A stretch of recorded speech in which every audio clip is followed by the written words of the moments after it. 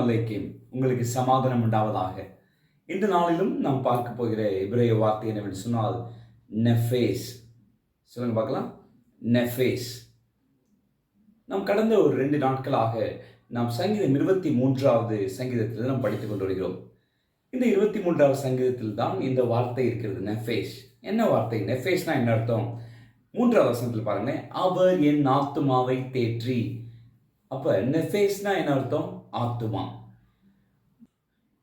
பழைய ஏற்பாட்டிலே இந்த நெஃபேஸ் என்ற வார்த்தைக்கு ஆத்துமா என்ற ஒரு வார்த்தை மட்டும் பயன்படுத்தவில்லை, தொண்டை என்று கூட பயன்படுத்தப்பட்டிருக்கிறது. மனிதர்களை குறிக்கும் பொழுது, சில மனிதர்கள் குறிக்கும் பொழுது நெஃபேஸ் என்று பயன்படுத்தப்பட்டிருக்கிறது. அதே போல சில நேரங்களில் டைரக்டா ஆத்துமா என்று சொல்லி பயன்படுத்தப்பட்டிருக்கிறது.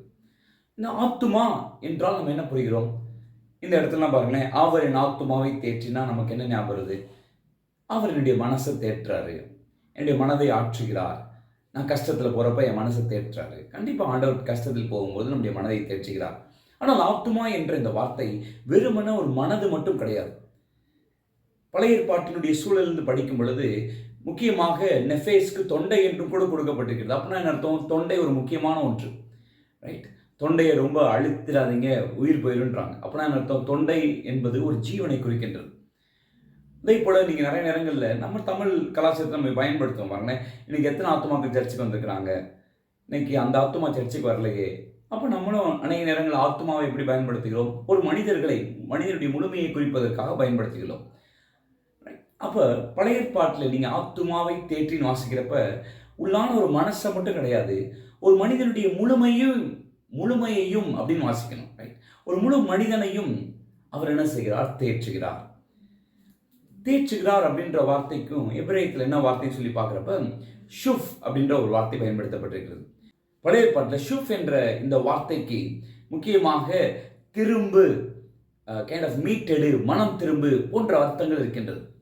அப்போ இங்கே என்ன படிக்கிறோம் அப்படின்னு சொல்லி பார்க்கும் பொழுது, ஆண்டவராகிய கர்த்தர் என் மெய்ப்பராக இருக்கிறார், எனவே அவர் என்னை மீண்டுமாய் திரும்பவும் கொண்டு வருவார் அப்படின்ற மாதிரி ஒரு அர்த்தம் இருக்கிறது. சில இங்கிலீஷ் பைபிள் இப்படி டிரான்ஸ்லேட் பண்ணியிருக்காங்க அழகாக, ஹீ பிரிங்ஸ் மீ பேக், அவர் என்னை திரும்ப கொண்டு வருகிறார். இதை இன்னும் இஸ்ரவேல் சூழலிருந்து புரிந்து கொள்ளும் பொழுது ரொம்ப அழகாக இருக்கும். இஸ்ரவேலுடைய வனாந்தரங்களில் அநேக நேரங்களில் அந்த மேய்ப்பர்கள் மலைகளில் ஆடுகளை மேய்க்கும் பொழுது நம்ம நேற்றே பார்த்தோம், இந்த மலைகள் எல்லாம் ஒரே போல காட்சியளிப்பதால் சில நேரங்கள் சில ஆடுகள் வழி தவறி வேறு இடங்களுக்கு செல்வதுண்டு. வழி தவறி எங்கேயாச்சும் போய் தடுமாறி முழிக்கும் இந்த ஆடுகள் அநேக நேரங்களில் பயத்திலே கதறுமா. அதனுடைய சத்தமே வித்தியாசமாக இருக்குமா. பயத்தில் கத்துகின்ற ஆடுகளின் சத்தம் ரொம்பவே யுனிக்காக இருக்குமா, வித்தியாசமாக இருக்குமா. இதை எளிதாக சுற்றி இருக்கிற ஓநாய்கள், மற்ற விலங்குகள் இதை கண்டுபிடித்து இவைகளை தாக்க முடியுமா. எனவே தான் இந்த காணாமற் போன ஆடுகளை மேய்ப்பர்கள் விரைவாக ஓடிப்போய் தேடுகிறார்கள். ஏனென்றால் அது சவுண்டே அதை காட்டி கொடுத்துரும். இப்பொழுது அந்த சத்தத்தை கேட்டு அந்த மேய்ப்பர்கள் ஓடுகிறார்கள். ஓடி அந்த இழந்து போன ஆட்டை தேடுவதற்காக ஓடும் பொழுது அவர்கள் அங்கே போயிட்டு அந்த ஆட்டை பார்த்து வா வா அப்படின்னு சொல்ல முடியாது. ஏன் அப்படின்னா அந்த பயத்திலே இந்த ஆடுகள் பலன் இழந்து போய், அந்த ஆடுகள் கால்களில் பலனே இருக்காதான், அதால் நடக்கக்கூட முடியாதான். இப்போ என்ன செய்வாங்க இந்த மேய்ப்பர்கள்? அப்படி பயந்திருக்கிற ஆட்டை அதை தூக்கி தங்கள் தோளில் தூக்கி சுமந்து செல்வார்களாம். நிறைய நேரங்களில் குட்டி ஆடுகளாக இருந்தால் தூக்கி தங்கள் சட்டப்பைகளை போட்டு இப்படி மார்போடு அணைத்துக் கொள்வார்களாம். ஸோ இப்படி தான் இந்த மேய்ப்பர்கள் தொலைந்து போன ஆடுகளை மீண்டுமாய் கொண்டு வருகிறார்கள். அப்போ என்ன பார்க்குறீங்க? அவர் ஆத்துமாவை தேற்றினான்னு அர்த்தம். அநேக நேரங்களில் நான் தொலைந்து போகிறேன் ஆண்டவரே, நீர் ஒரு மேய்ப்பனாக இருந்து என்னை மீண்டுமாய் திரும்ப உம்மிடத்திற்கு, உம்முடைய வீட்டிற்கு கொண்டு வருகிறீர். அதே போல் இன்னொரு பேக்ரவுண்டு வாசித்தேன். அநேக நேரங்களில் இந்த ஆடுகள் நல்ல முக்கியமாக இந்த செம்மறி ஆடுகள்லாம் அவைகளுடைய உடல்களில் நிறைய கம்பளிகள் இருக்கும் பாருங்க.